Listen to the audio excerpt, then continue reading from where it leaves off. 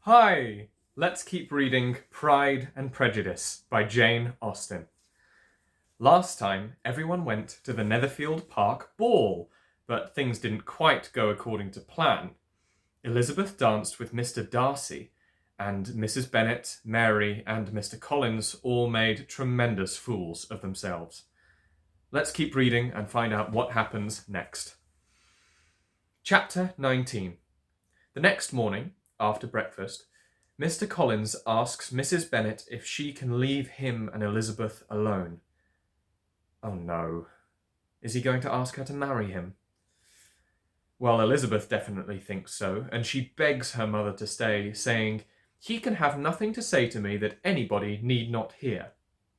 But Mrs. Bennet desperately wants Elizabeth to get married, so she says, "Lizzie, I insist upon your staying and hearing Mr. Collins."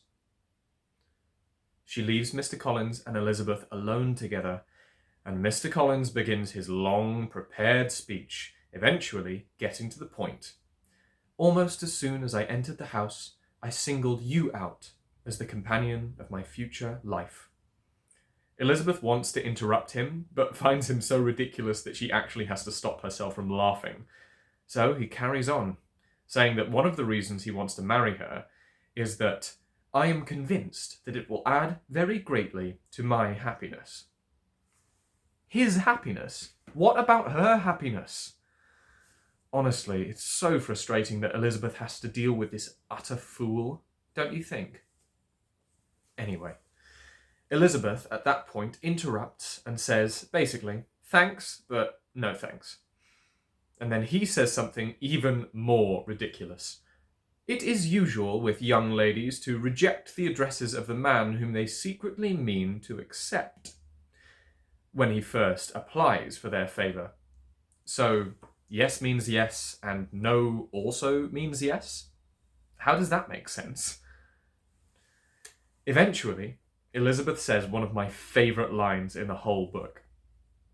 "I thank you again and again for the honour you have done me in your proposals, but to accept them is absolutely impossible. My feelings, in every respect, forbid it. Can I speak plainer?" Yes, Elizabeth, you show him. She's such a great role model for working out how to deal with irritating men. But even still, he doesn't believe her, and she leaves the room determined to ask her father to tell him no, if he won't respect her wishes. I wonder what happens next. I'm Seth Bentley from the Idol Tutor Studio. Join me next time and we'll read more together. I'll see you soon. Bye bye for now.